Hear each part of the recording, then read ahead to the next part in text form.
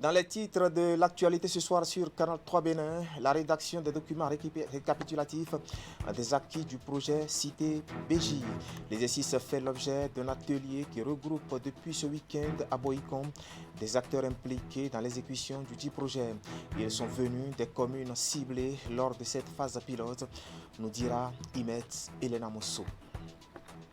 Demain lundi 3 mai 2021, c'est la journée internationale de la liberté de la presse et à la veille de la célébration au Bénin, le ministre de la Communication et de la Poste, Alain Rounla, a livré un message à l'endroit des acteurs de ce secteur. Il en a profité pour saluer le dynamisme et le professionnalisme des organes de presse. Vous l'écouterez dans ce journal. Et puis en fin de journal, nous nous intéresserons à la religion musulmane dont les fidèles vivent les dernières heures du mois béni du Ramadan. Nous parlerons surtout de l'ablution qui est un acte incontournable chez le fidèle musulman avant toute invocation du Tout-Puissant Allah. C'est un acte quotidien qui précède les 5 invitations à la prière de la journée. Elle permet surtout de purifier le corps du croyant qui veut se mettre en relation avec son Créateur. Vous aurez toutes les caractéristiques de cette prescription divine dans un instant.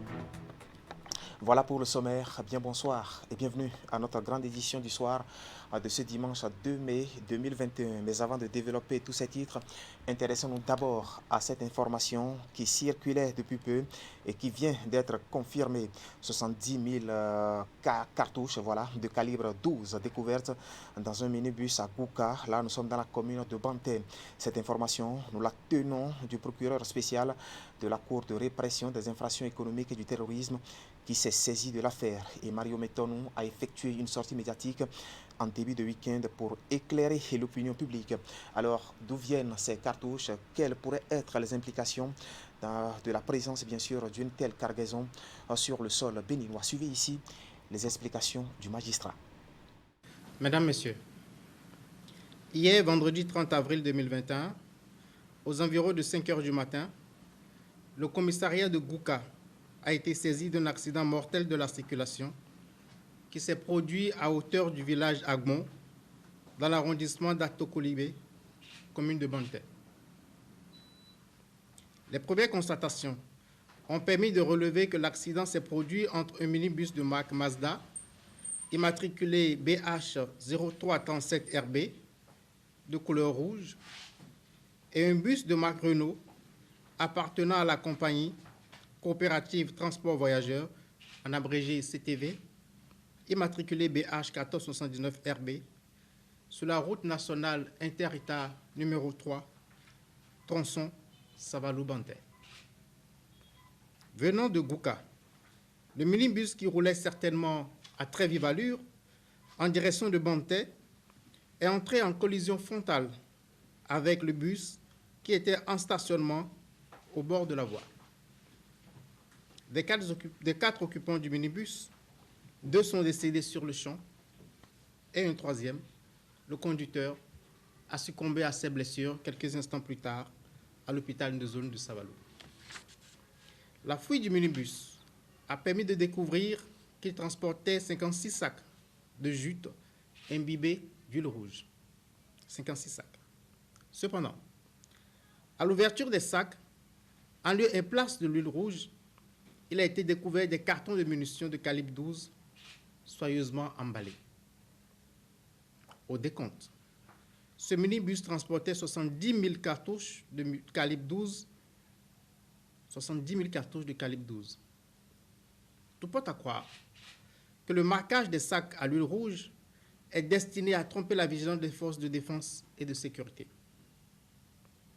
Le seul rescapé de l'accident dit répondre au nom de Kankalala Aziz, de nationalité togolaise. Il réside à Aledjo, au Togo.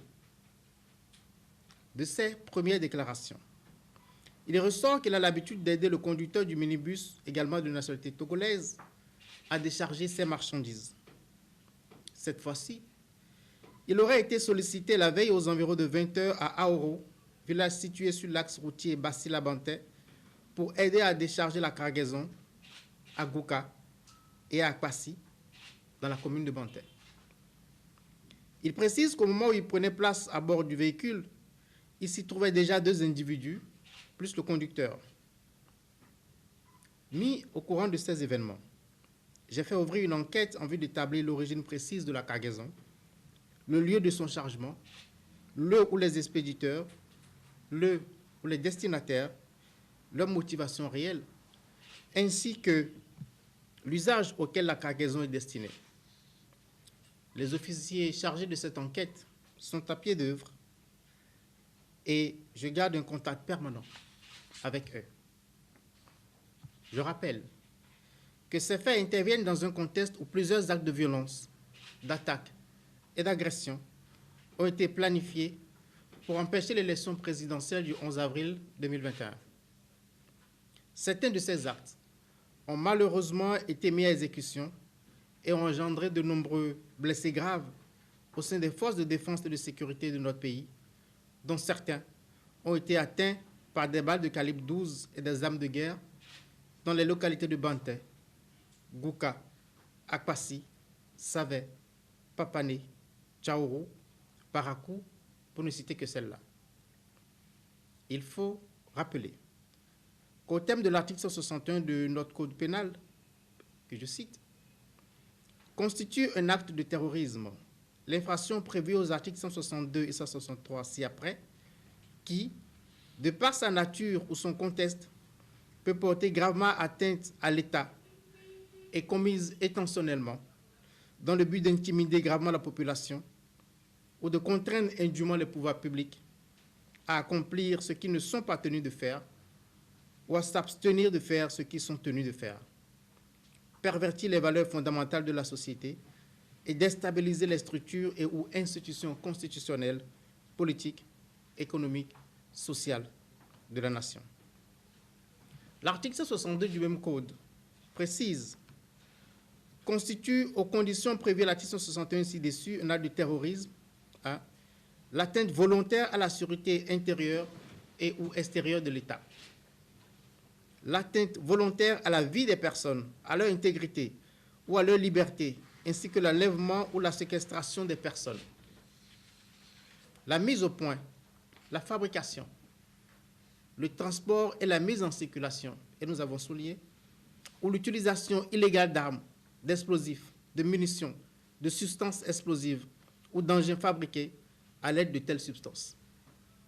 Je ne manquerai pas, s'il y a lieu, de vous apporter de plus amples informations sur l'évolution de cette enquête. Je vous remercie. Voilà, c'était Mario Metonou, procureur spécial de la Cour de répression des infractions économiques et du terrorisme. Parlons à présent du projet Cité BJ qui est en pleine phase de rédaction pour ce qui concerne les documents récapitulatifs des acquis. Et c'est à la faveur d'un atelier qui regroupe des acteurs impliqués dans l'exécution du projet. Ces derniers qui viennent des communes ciblées lors de la phase pilote se sont retrouvés à Boïkan aux côtés des membres de l'Association nationale des communes du Bénin pour réfléchir justement à la rédaction de ce document. Précision, Imet Elena Mousso. Démarré en 2018, le projet Cité.BJ arrive à terme. Initié pour impacter la participation citoyenne, le projet dans sa phase pilote a pris en compte les communes de Boïkan, Tofo, Avrankou et Bani Kouara. Il a permis d'élaborer des outils numériques divers, lesquels ont aidé les citoyens à interagir avec les autorités locales.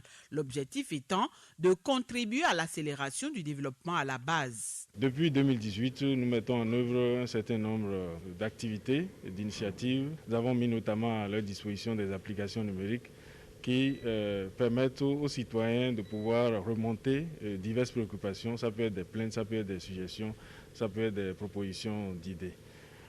Nous avons retenu, dès le démarrage du projet, de pouvoir réaliser une capitalisation au fil de l'eau. C'est-à-dire qu'au fur et à mesure qu'on met en œuvre les interventions, on les documente.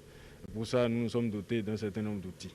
Après 3 années d'exécution, acteurs et autres parties prenantes au projet procèdent ici à l'inventaire et l'évaluation des différents outils développés. 3e et dernier d'une série, cet atelier va permettre aux participants de peaufiner la rédaction des documents de capitalisation des acquis du projet. Également présents à ces assises, les partenaires CIDR et l'Association nationale des communes du Bénin se sont félicités du parcours fait ensemble. Ce 3e atelier va nous permettre de faire le point sur ces 2 thèmes, donc les outils de participation citoyenne qui ont été divers et variés, mais également les outils numériques qui ont facilité la participation citoyenne, tant au niveau de la formation, information, sensibilisation, concertation et co-construction. Nous pourrons maintenant avoir un document complet sur quoi proposer, aider les autres communes du Bénin à mettre en œuvre pour animer la participation citoyenne dans leur commune. Nous avons bien fait, ANCB et CIDR, de partir d'un échantillon. Avec les 4 communes, nous avons bien mesuré l'utilisation du numérique dans la participation citoyenne. Nous avons relevé les difficultés et ces ateliers de capitalisation permettent de circonscrire les pas à poser lorsque nous voulons aborder la question de la participation par le numérique. Exécutées avec succès selon les acteurs, les différentes initiatives du projet ont intéressé et séduit plus d'un. Des structures et organismes ont même envisagé des partenariats selon la coordination. Pour la dissémination des acquis, l'équipe d'exécution pense organiser des ateliers régionaux pour partager avec les autres communes du Bénin les expériences vécues. La dimension genre, à en croire les responsables, sera dorénavant davantage prise en compte. Voilà un compte rendu signé Imet Hélène Mousso.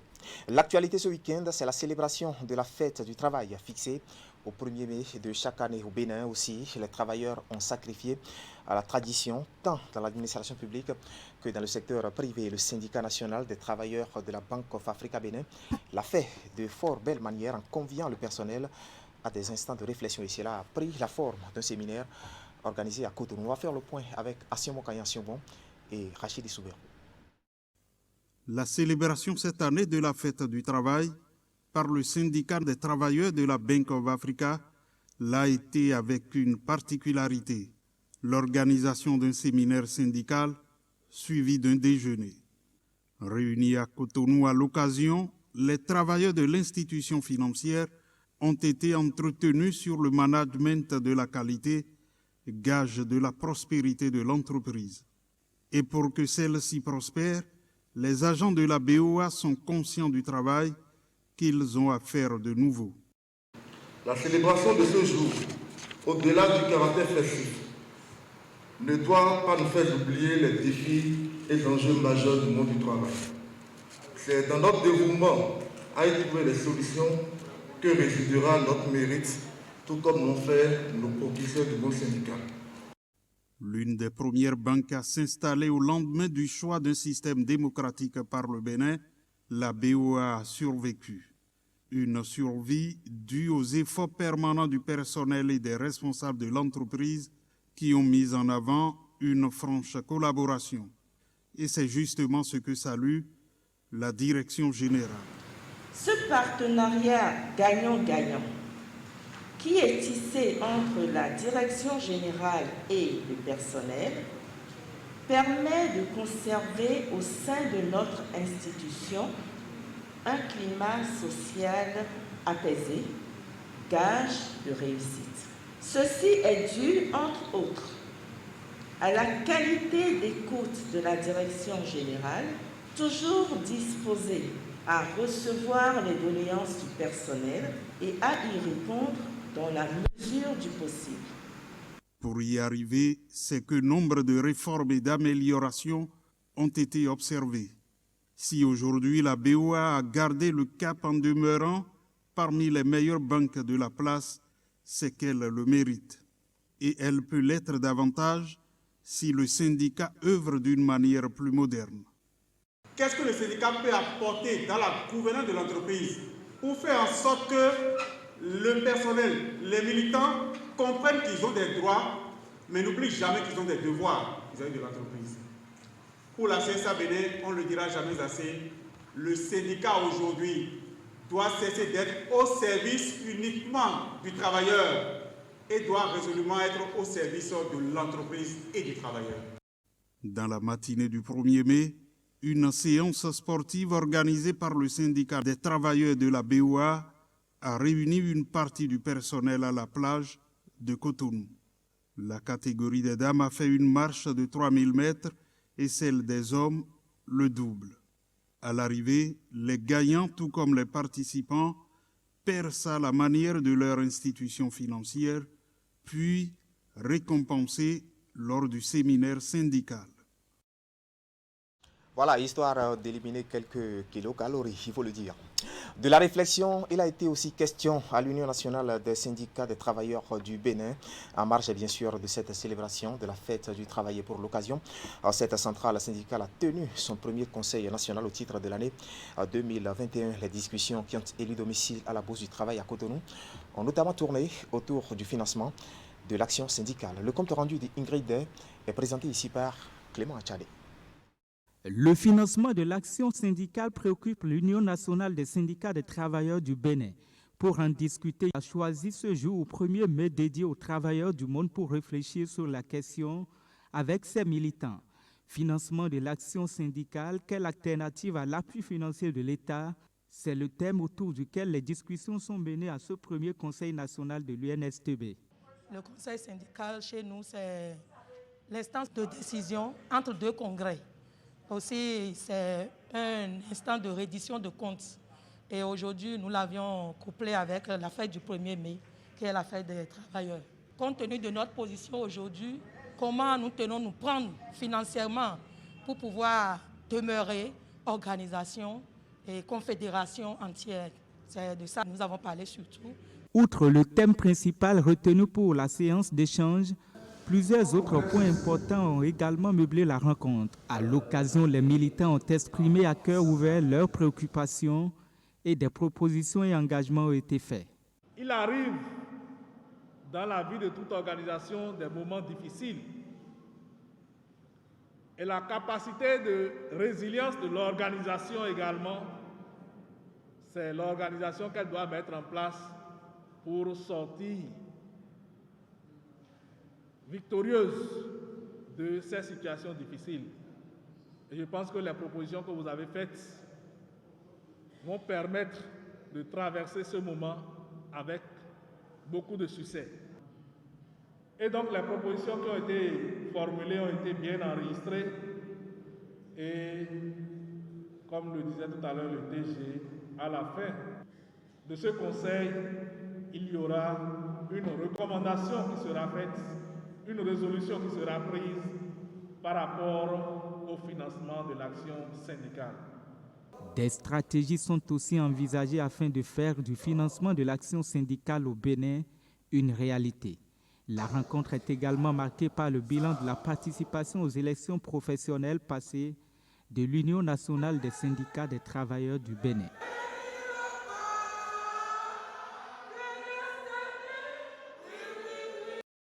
Voilà, on était avec le monde syndical.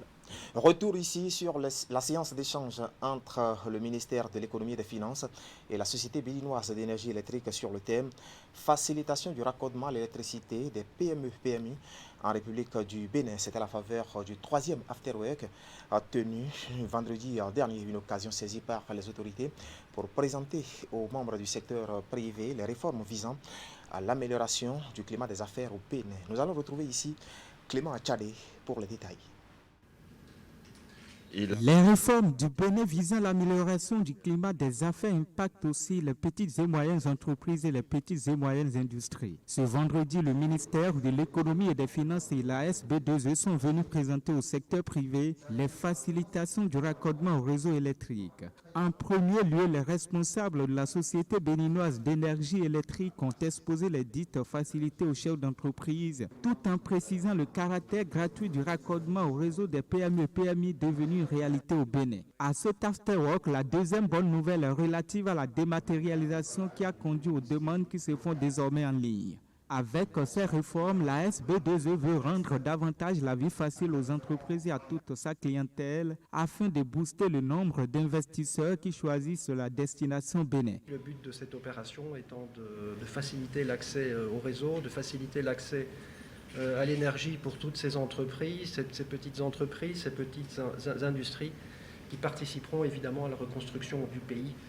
Et le but était évidemment de leur faciliter les choses et de dématérialiser toutes ces opérations qui se font traditionnellement en agence, qui nécessitent du temps, de l'énergie.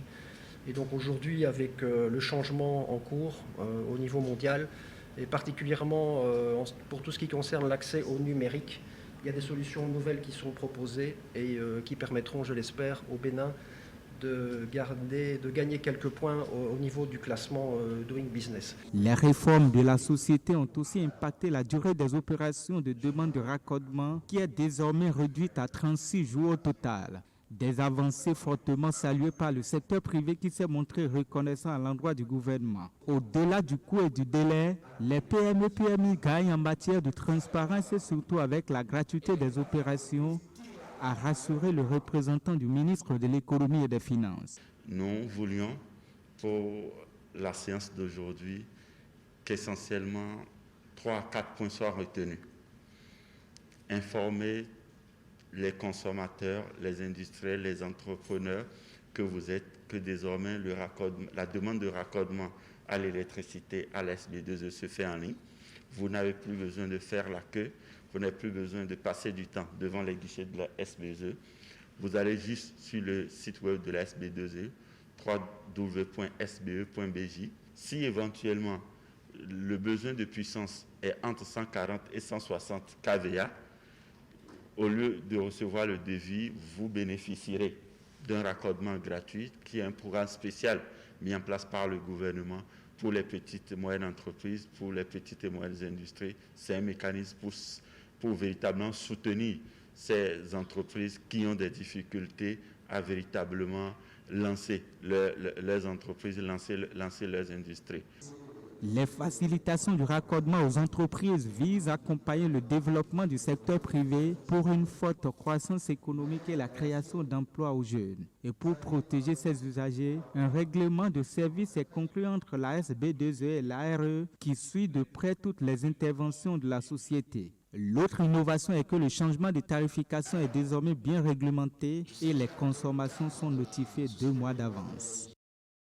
Voilà, c'est un compte rendu signé Clément Tchadé et Elvis Tonoucoin. Demain, lundi 3 mai 2021, c'est la journée internationale de la liberté de la presse. Et le Bénin aussi célèbre ces professionnels des médias qui ne cessent, il faut le dire, de donner de la visibilité à toute initiative publique ou privée. À la veille de la célébration, le ministre de la Communication et de la Poste a livré un message à l'endroit des acteurs de ce secteur. Il en a profité pour saluer le dynamisme et surtout le professionnalisme des organes de presse. Allez, on là. 3 mai 2021, le monde entier célèbre la 28e édition de la Journée mondiale de la liberté de la presse. À l'occasion de cette importante journée initiée par l'UNESCO pour célébrer la liberté de la presse et rendre hommage aux journalistes qui ont perdu leur vie dans l'exercice de leur profession ou qui ont été victimes de différentes violences, je me fais, une fois encore, l'heureux devoir de saluer avec beaucoup d'admiration les professionnels des médias de mon pays en signe de reconnaissance de la qualité de leur contribution à la construction d'un État de droit et de la démocratie chez nous au Bénin.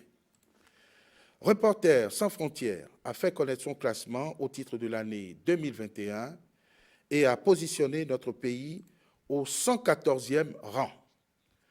Ce rang est un appel renouvelé lancé à notre pays à ne pas relâcher ses efforts et à redoubler d'ardeur pour la liberté de la presse, qui est une quête permanente. Le gouvernement en prend acte. Je voudrais cependant me réjouir, cette année encore, de ce que mon pays n'a pas été épinglé comme un pays dans lequel les journalistes sont tués ou assassinés. Je suis aussi conscient que beaucoup d'efforts restent à faire et que nous devons effectivement redoubler d'ardeur. Il ne peut en être autrement, car le gouvernement et le chef de l'État, son Excellence Patrice Talon, ont fait le pari de renforcer la démocratie et l'État de droit au Bénin. À cet effet, à la suite du Code de l'information et de la communication, ils se sont engagés dans le programme d'action du gouvernement, dans le domaine des médias, grand indicateur de la démocratie, à assurer la liberté de la presse et l'accès équitable de tous aux organes de presse. Cette ambition est parfaitement en harmonie avec le thème retenu par l'UNESCO cette année, à savoir l'information comme bien public. Par ce thème, l'UNESCO appelle l'attention sur la façon dont le journaliste dépend de l'écosystème plus large qui permet à l'information de devenir un bien public. Il me paraît aussi établi que ce thème voudrait s'intéresser à la responsabilité sociale du journaliste et interroger la pratique du métier aujourd'hui et les responsabilités des différents acteurs impliqués dans la production et la circulation de contenu. Je voudrais saisir l'occasion pour inviter les professionnels à plus de professionnalisme et à plus de rigueur dans la production et la diffusion de contenu. Je pense beaucoup plus aux acteurs des nouveaux médias, Internet, sites web, réseaux sociaux, applications mobiles, etc., sur lesquels les problèmes se posent beaucoup plus afin que les contenus qu'ils proposent donnent moins de soucis et aillent dans l'intérêt du public, soient utiles et constructifs pour la société, la démocratie et l'état de droit. Voilà, c'était Alain Ronla, ministre de la Communication et de la Poste. Du social maintenant avec la Turquie qui vient parler bien sûr de sa générosité vis-à-vis des fidèles musulmans de la commune de Djougou. Le geste, fruit du partenariat entre la mairie de Djougou et la République de Turquie, a été matérialisé par le don de kits alimentaires mis à la disposition des fidèles musulmans des 12 arrondissements de cette commune. Voici les détails avec Alassane Arouna et Abdouraf Yahaya. Des kits alimentaires au profit des fidèles musulmans issus des couches défavorisées des 3 arrondissements centraux de Djougou.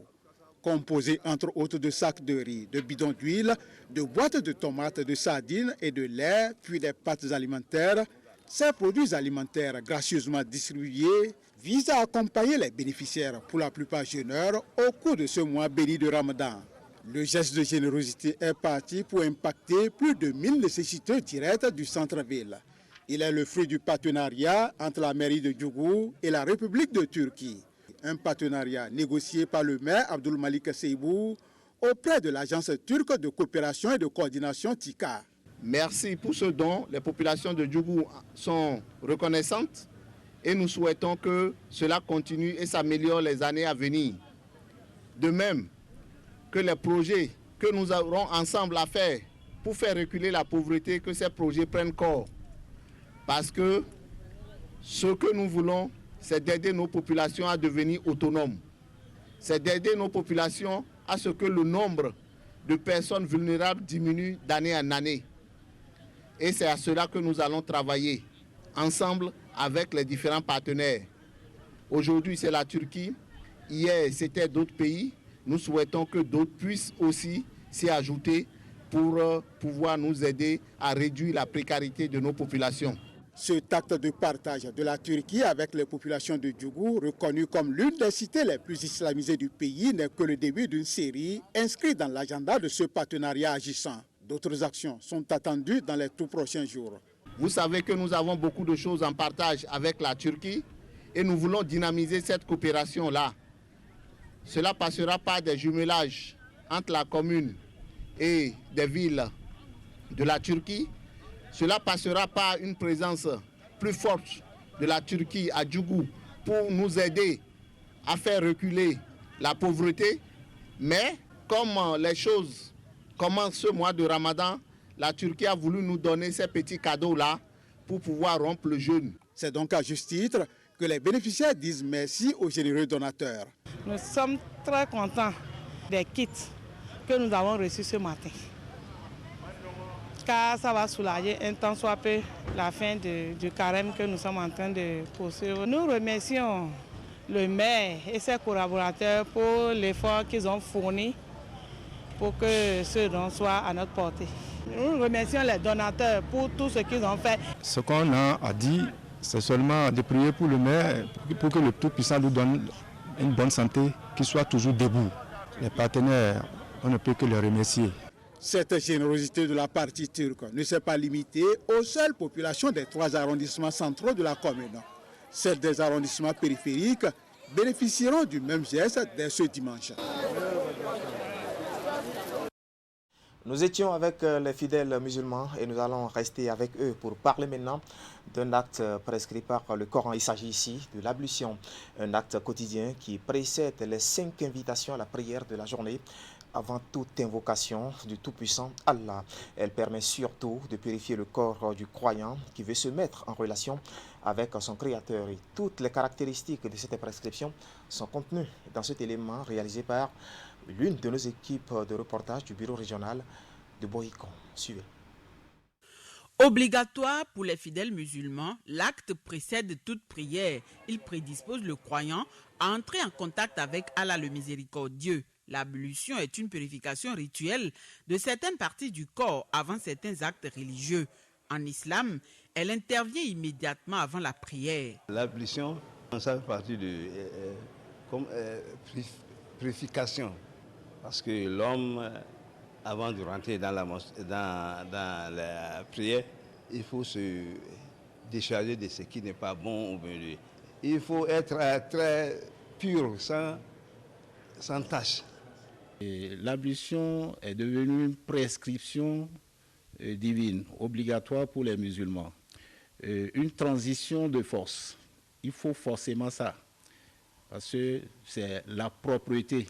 Et ça a beaucoup de signification. Et ça se fait lorsque nous allons aller à la prière, les saintes prières. Il faut forcément l'ablution. Dieu n'accepte la prière de personne d'entre vous lorsqu'il est impur, jusqu'à ce qu'il fasse ou bien ce qu'elle fasse l'ablution. Donc c'est tout ceci. Donc c'est une transition obligatoire. Pour aller à la prière, il le faut forcément, sinon les prières ne sont pas acceptées. Selon les prescriptions du Coran, le musulman a l'obligation de prier 5 fois par jour. À l'heure de l'invocation à la mosquée ou partout ailleurs, l'ablution, également appelée oudou, est le premier acte à accomplir. Le geste suit une chronologie. Les différentes étapes de l'ablution portent chacune une signification bien définie. Il faut commencer par laver les mains 3 fois. La première fois, c'est l'obligation, forcément. Voilà. Il faut laver 3 fois les mains et laver son visage 3 fois, amener l'eau à la bouche, rincer les dents proprement. Tout est 3 fois, 3 fois. Et maintenant, laver les mains jusqu'au coude. Voilà. Ici 3 fois. Il faut toujours commencer par la droite. Et voilà aussi, jusqu'ici, jusqu'au coude. Maintenant, tremper ses mains dans l'eau et passer ça. Bon, je ne sais pas, il faut m'excuser. Si ça veut, et passer comme ça jusqu'au chose là et laver maintenant les oreilles. Et on ramène ça. Et ensuite, il faut laver proprement les mains. Et ça là, ce n'est plus 3 fois, mais il faut laver proprement les mains à partir de la droite.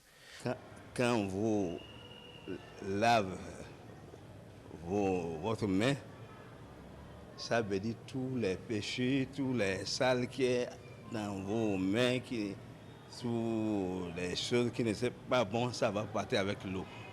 C'est comme ça que vous lavez le visage, tout ce que vous regardez, ce qui n'est pas bon. Parce que ce n'est pas toutes choses qu'il faut regarder.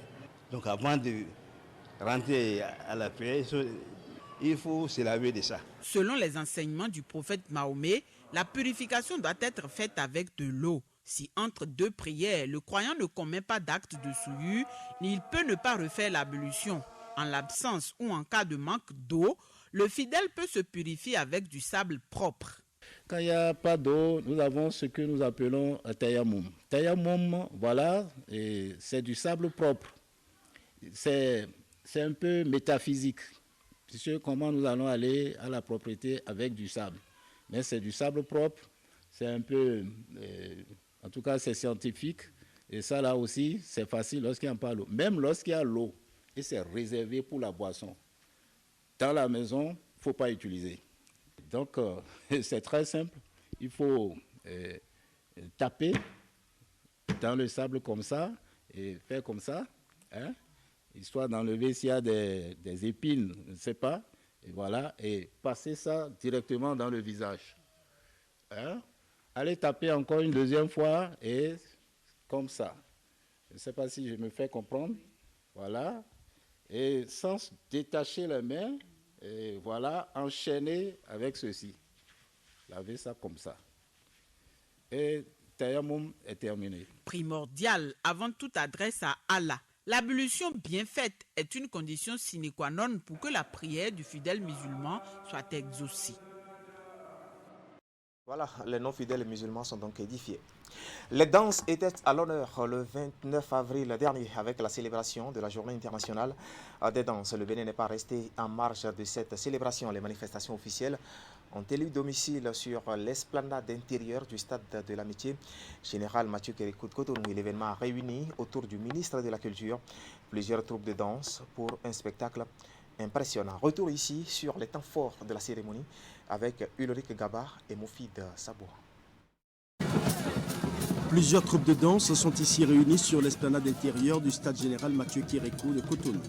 Divers pas de danse sont esquissés en harmonie avec la large variété musicale nourrie par les instruments traditionnels. Pour cette journée internationale de danse, aucun rythme n'est laissé en rade.